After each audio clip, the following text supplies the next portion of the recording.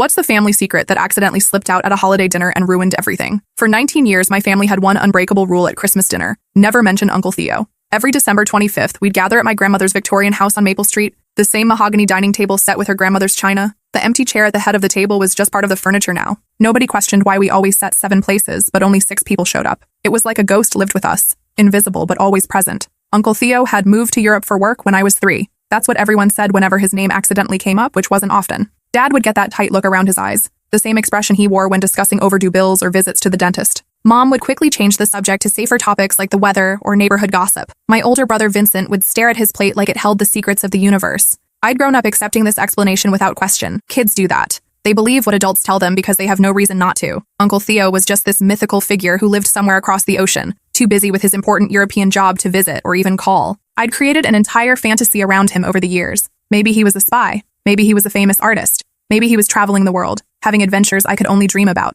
This Christmas felt different, though. Grandma Rose had been acting strange all week, muttering to herself and calling me by my uncle's name, the early stages of dementia. Mom explained quietly when she thought I wasn't listening. We'd have to be patient with her confusion. Sometimes old people mixed up the present with the past. Sometimes they forgot which family members were still alive and which ones were gone. I'd noticed other things too. The way conversations stopped when I entered a room. How certain photo albums were kept on high shelves where I couldn't reach them. The locked bedroom on the 2nd floor that nobody ever went into. When I'd asked about it as a kid, Mom had simply said it was storage space for old furniture. During dinner, everything seemed normal at first. Dad carved the turkey with military precision, the same way he'd been doing since I could remember. Mom fussed over the side dishes, making sure everyone had enough stuffing and cranberry sauce. Vincent scrolled through his phone, barely participating in conversation. I helped Grandma with her napkin when her hands shook too much to manage it herself. The house felt heavy with history that day. 19 Christmases in this same dining room. 19 years of the same traditions, the same recipes, the same careful dance around topics we weren't supposed to discuss. The walls were lined with family photos spanning decades, but I'd noticed there were conspicuous gaps, years missing, faces that should have been there but weren't.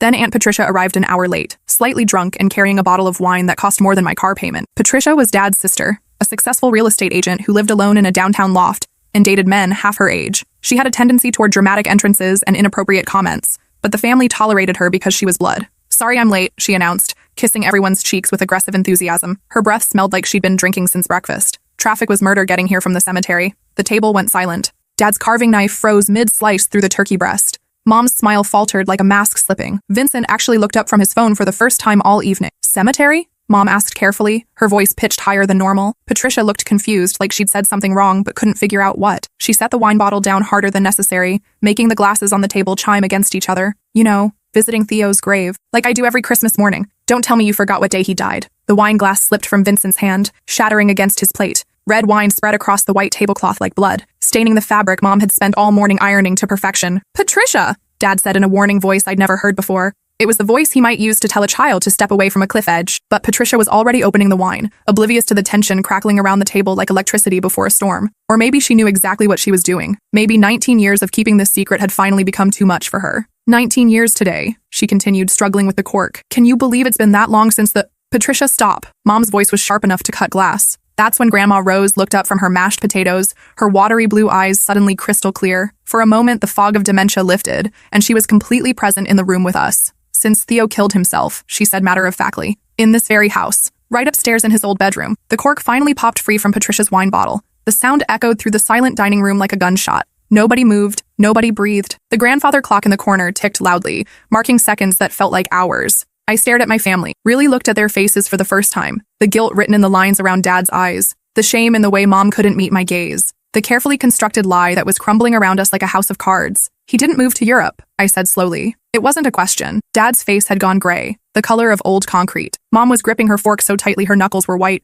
Vincent was staring at the wine stain spreading across the tablecloth like he was watching his entire world collapse in slow motion. "Sweetie," Mom started, but I cut her off. "He killed himself. In this house. And you've been lying to me for 19 years. Grandma Rose reached across the table and patted my hand with surprising gentleness. "It was Christmas morning," she said, her voice eerily calm, "just like today. He was only 17, same age you are now." The room started spinning. I gripped the edge of the table, trying to process what I'd just learned. My uncle hadn't moved to Europe. He'd been dead since I was 3 years old, dead by his own hand, in this house where we gathered every year to celebrate. "Why?" I whispered. "Why would you lie about something like that?" That's when Dad finally spoke, his voice barely audible. "Because it wasn't suicide." The words hung in the air like smoke. Patricia's wine glass slipped from her fingers, adding to the mess on the tablecloth. Mom made a sound like she'd been punched in the stomach. "What do you mean it wasn't suicide?" I asked, though part of me didn't want to know the answer. Dad looked at Mom, then at Vincent. then back at me. There was a conversation happening in their glances that I couldn't understand. A whole language of guilt and fear and secrets that they'd been speaking for 19 years. Your uncle didn't kill himself, Dad said finally. Vincent killed him. Time stopped. The grandfather clock stopped ticking. The world stopped spinning. I looked at my brother, my quiet, phone-obsessed brother who worked at a software company and lived in a studio apartment and had never shown violence toward anything stronger than a video game character. Vincent had gone completely white. He was staring at his hands like he'd never seen them before. It was an accident, Mom said quickly, desperately. You have to understand. It was an accident. Tell her what really happened, Patricia said. She'd abandoned all pretense now, pouring wine directly into her mouth from the bottle. Tell her about the game. Patricia, please, Dad begged. No, Patricia slammed the bottle down. I'm tired of carrying this secret. I'm tired of pretending. I'm tired of watching you all lie to this girl every single day. She turned to me, her eyes bright with tears and alcohol. They were playing Russian roulette, she said. Vincent and Theo. Christmas morning 19 years ago. Vincent was 16, Theo was 17. They'd been drinking. That's enough, Dad roared, standing so abruptly his chair fell backward. And they found your grandfather's old service revolver in the attic. They thought it would be fun to play a game. They thought they were being brave. I couldn't breathe. The dining room felt like it was shrinking around me. Vincent spun the cylinder, Patricia continued relentlessly. Theo took the first turn. Nothing. Then Vincent. Nothing. Then Theo again. Nothing. They kept going, taking turns, laughing about it. Boys being stupid boys. Mom was crying now, quiet tears streaming down her cheeks. Then it was Vincent's turn, Patricia said. He put the gun to his own head and pulled the trigger. Click. Nothing. He handed it to Theo. Theo put it to his head. She paused, taking another drink. But Vincent had miscounted the chambers. Or maybe the cylinder hadn't spun properly. When Theo pulled the trigger, she didn't need to finish the sentence. I turned to look at Vincent, my brother, the person I'd shared a house with my entire life, the person who'd taught me to ride a bike and helped me with homework and never once mentioned that he'd accidentally killed our uncle. Vincent? I whispered. He finally looked up at me. His eyes were hollow, ancient. They were the eyes of someone who'd been carrying a terrible weight for half his life. I never meant for it to happen, he said, his voice cracking. We were just being stupid. We thought the gun wasn't loaded. We thought it was just a game. You killed him, I said. The words felt foreign in my mouth. It was an accident, Mom insisted again. A terrible, horrible accident. So, you covered it up, I said, understanding flooding through me like cold water. You made it look like suicide. Dad sat back down heavily, suddenly looking every one of his 52 years. We found them in Theo's bedroom, he said. Vincent was holding the gun, screaming. There was so much blood. He was gone instantly. We had to make a choice, Mom said. Call the police and watch our 16-year-old son go to prison for manslaughter or stage a suicide. I finished. It wasn't supposed to be permanent, Dad said quickly. We thought we'd let Vincent heal, let some time pass, then maybe tell people the truth. But days turned into weeks. Weeks turned into months. Before we knew it, years had gone by and the lie had become our reality. I looked around the table at these people I thought I knew. My parents, who'd built their entire lives around protecting a lie. My brother, who'd been living with the guilt of accidentally killing someone since he was 16. My aunt, who'd been carrying this secret for nearly 2 decades. My grandmother, whose dementia had finally released her from the burden of keeping quiet. How did you explain the gun? I asked. We put it in Theo's hand, Mom said quietly. Made it look like he'd shot himself. The police didn't investigate too closely. Teenage suicide wasn't uncommon. They had no reason to suspect it was anything else. But you had to live with it, I said. Every day, Vincent said. His voice was barely a whisper. Every single day for 19 years. Do you know what that's like? Do you know what it's like to kill someone even by accident? To watch your parents cover it up? To live in the same house where it happened? Is that why you barely talk to us? I asked. Why you're always on your phone? Why you never seem present? He nodded. I can't be here without thinking about it. Every Christmas, sitting at this table, I see his face. I remember the sound the gun made. I remember the way he looked at me right before he pulled the trigger, like he was trusting me to keep him safe. And the locked room upstairs? I asked. That's Theo's room, Grandma Rose said. Her moment of clarity was fading, but she was still with us. We kept it exactly the way it was, like a shrine. Nobody could bring themselves to change it, Mom said. We just locked the door and pretended it didn't exist. I stood up from the table, my legs shaky. Everything I believed about my family, about my life, about my uncle, had been a lie. The uncle I'd fantasized about, the adventurous European I'd imagined, had been dead since before I could even form coherent memories. I need to see it, I said. What? Mom asked. The room. I need to see Theo's room. Absolutely not, Dad said firmly. You've lied to me for 19 years, I said, anger finally cutting through the shock. You've built our entire family around a lie. You owe me the truth, all of it. Patricia stood up unsteadily. I'll show her. Patricia, no, Mom pleaded. She deserves to know, Patricia said. She deserves to see who her uncle really was, not the fantasy you've let her create. We climbed the stairs in silence. The Victorian house creaked around us, settling into its bones the way old houses do. Patricia fumbled with a key ring, her hands shaking from alcohol and emotion. Your parents have been up here, she said as she unlocked the door. I know they have. Someone's been keeping it clean, but they've never let Vincent back in. Not once. The door swung open with a protest of hinges that hadn't been used in years. Theo's room was like stepping into a time capsule. A 17-year-old's bedroom, frozen in 2004. Posters of bands I'd never heard of covered the walls. A desktop computer that looked ancient by today's standards sat on a wooden desk. Clothes were still folded in the dresser drawers. A half-finished model airplane sat on the windowsill. But it was the bed that made my knees buckle. The comforter was different. Newer, cleaner. Someone had replaced the blood-stained bedding, but kept everything else exactly the same. He was going to join the army, Patricia said, her voice thick with wine and grief. After graduation, he wanted to see the world, have adventures. Ironic, isn't it? Your parents told everyone he moved to Europe, and that's exactly what he'd planned to do, just not the way it happened. I picked up a framed photo from the nightstand, a teenage boy with Vincent's eyes and my father's smile. He was wearing a baseball uniform, grinning at the camera with the kind of confidence that only comes from being 17 and believing you're invincible. He looks like us, I said. You have his laugh, Patricia said. Same exact laugh. It used to drive your mother crazy when you were little. She'd hear you laughing, and for just a second, she'd think she didn't finish the sentence, but she didn't need to. Why Russian roulette? I asked. What made them think that was a good idea? Patricia sat down heavily on the desk chair. They'd been watching some movie the night before, something with Robert De Niro, The Deer Hunter, I think. There's a scene where they play Russian roulette, and Vincent and Theo thought it looked exciting, dangerous but manageable. They were teenagers. They thought they were smarter than they actually were. Where did they get the gun? Your grandfather's old service weapon from World War II. It was supposed to be unloaded, stored safely in the attic. But your grandmother had been hearing noises at night, probably just the house settling, and she'd asked your father to load it and keep it accessible just in case. So it was loaded. 1 bullet, in a 6-chamber revolver. The odds should have been on their side. I sat down on the bed, trying to imagine what had happened in this room 19 years ago. 2 teenage boys drunk on Christmas morning playing with death like it was a toy. What was he like? I asked. Patricia smiled for the first time all evening. Theo was electric. That's the only word for it.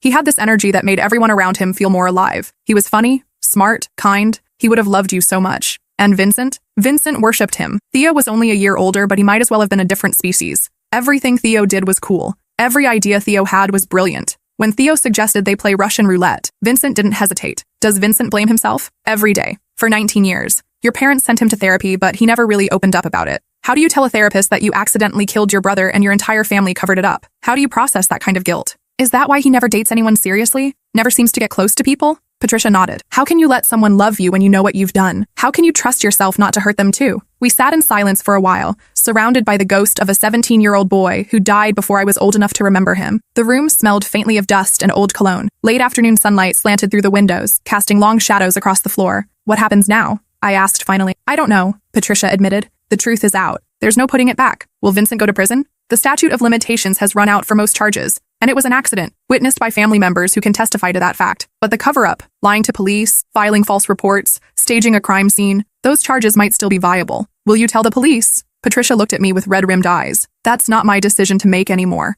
It's yours. The weight of that responsibility settled on my shoulders like a lead blanket. My family's future was now in my hands. I could destroy them all with a single phone call, or I could become complicit in the lie that had defined our family for 19 years. We went back downstairs to find the dining room empty. The dinner dishes had been cleared away, the wine-stained tablecloth stripped from the table. I could hear voices in the kitchen, my parents and Vincent speaking in urgent whispers. How long have you known? I asked Patricia. I was there that morning, she said. I'd come over early to help with Christmas dinner prep. I heard the screaming, saw Vincent holding the gun. I helped clean up the blood. You were part of the cover-up. I was 25 years old and terrified. My little brother was begging me to help save his son. What was I supposed to do? Tell the truth. Easy to say when you're not the one making the decision. We found my family in the kitchen. Mom was washing dishes with mechanical precision, her movements sharp and angry. Dad sat at the breakfast table with his head in his hands. Vincent leaned against the counter, staring out the window at the snow beginning to fall. Well? Dad asked when he saw us. How much does she know now? Everything, Patricia said. Mom's shoulders sagged. The dish she was washing slipped from her hands and shattered in the sink. She didn't even seem to notice. So what happens next?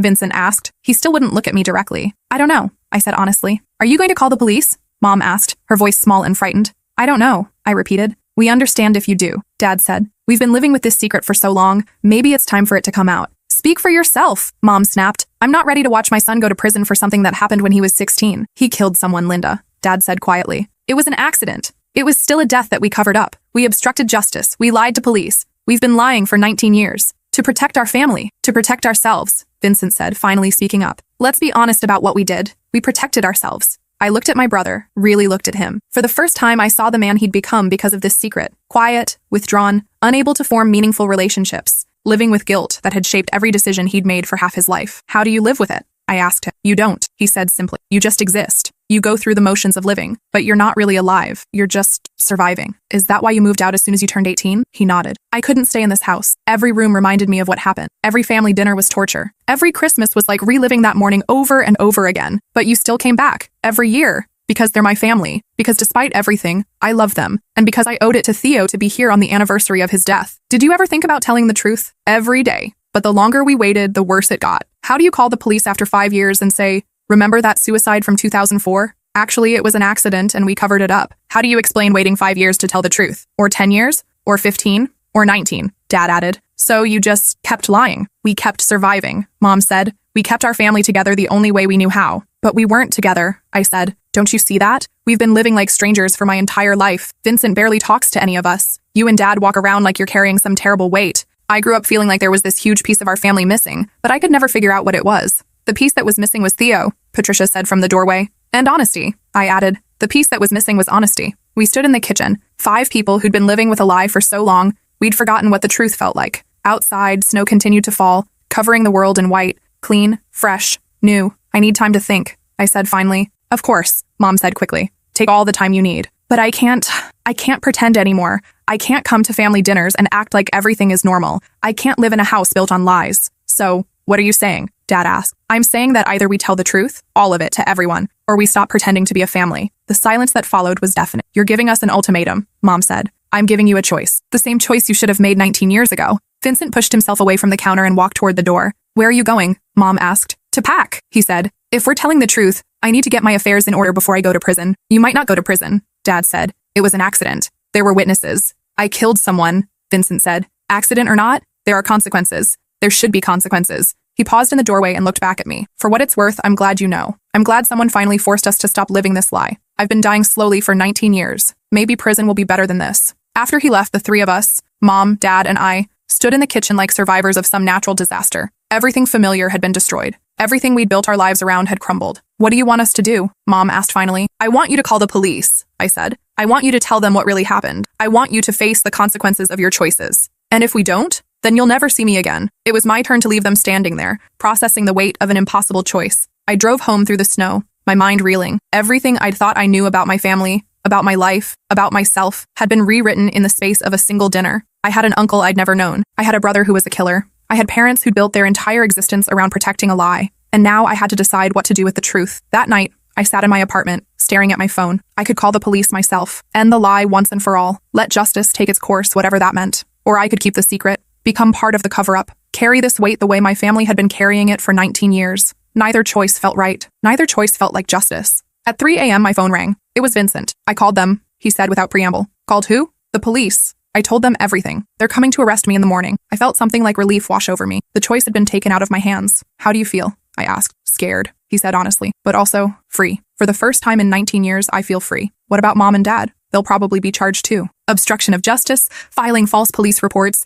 tampering with evidence. But they made their choices 19 years ago. Now they have to live with the consequences. I'm sorry, I said. For what? For forcing this? For making you tell the truth. Don't be sorry. You did what the rest of us were too cowardly to do. You chose honesty over comfort. That takes courage. I don't feel courageous. I feel like I just destroyed our family. Our family was already destroyed, Vincent said quietly. It died the same day Theo did. We've just been pretending it was still alive. The next morning, I watched from my apartment window as police cars pulled up to my childhood home. I saw Vincent walk out in handcuffs. I saw my parents following behind him, also in custody. The story made the local news that evening. Family admits to covering up accidental death for nearly 2 decades. The reporter stood in front of our house, explaining how a teenage prank had gone tragically wrong and how a family had chosen to lie rather than face the truth. Vincent was charged with involuntary manslaughter and multiple counts related to the cover-up. My parents were charged with obstruction of justice, filing false police reports, and tampering with evidence. Patricia was charged as an accessory after the fact. The trials took months. I testified for the prosecution, telling the court what I'd learned that Christmas dinner.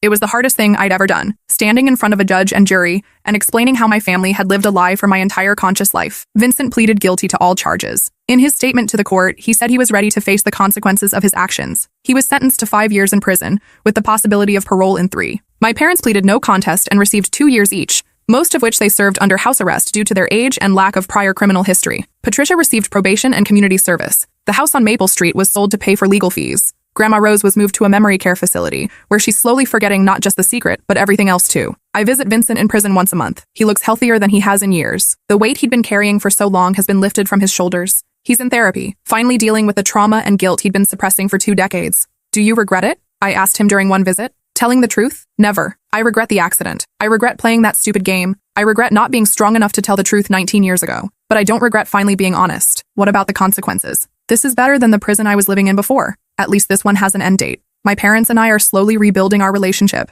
It's not easy. Trust, once broken, is difficult to repair. But we're trying to learn how to be honest with each other, how to be a real family instead of actors playing roles. On this Christmas, the first since the truth came out, we gathered at Patricia's apartment. It was smaller than Grandma's house, with no mahogany table or family china. But for the first time in my life, we talked openly about Theo. We shared memories and stories. We cried together. We grieved properly for the 17-year-old boy who died too young because of a stupid game. There was no empty chair at the table this year. Instead, we placed a photo of Theo in the center, surrounded by white candles. He was finally part of Christmas dinner again, not as a ghost or a secret, but as a beloved family member we'd lost too soon. Do you think he would have forgiven us? Mom asked, looking at his picture. I think he would have wanted us to tell the truth from the beginning, I said. I think he would have wanted Vincent to get help instead of suffering alone for 19 years. I think he would have wanted us to be a real family, Vincent added from the tablet screen where he was video calling from prison, not the broken, secretive people we became. It's been 2 years since that Christmas dinner changed everything. My family is scattered now. Vincent in prison, my parents in their small rental apartment, Patricia in her loft, me in my own place across town. But we're closer than we've been in decades. We talk regularly. We're honest with each other. We're healing. The truth destroyed the family we pretended to be, but it gave us a chance to become the family we actually could be. Sometimes I think about the alternative timeline, the one where Patricia never got drunk, where Grandma's dementia never caused her to speak up, where we all went on living the lie for another 19 years. In that timeline, Vincent continues to suffer in silence. My parents continue to carry their guilt. I continue to grow up feeling like something important is missing from my life. That timeline feels like death to me now. A slow, suffocating death where we all pretended to be alive while actually just existing. The truth was painful. The truth destroyed everything we'd built our lives around. The truth sent my brother to prison and my parents into disgrace. But the truth also set us free. And for the first time in my life, my family feels real.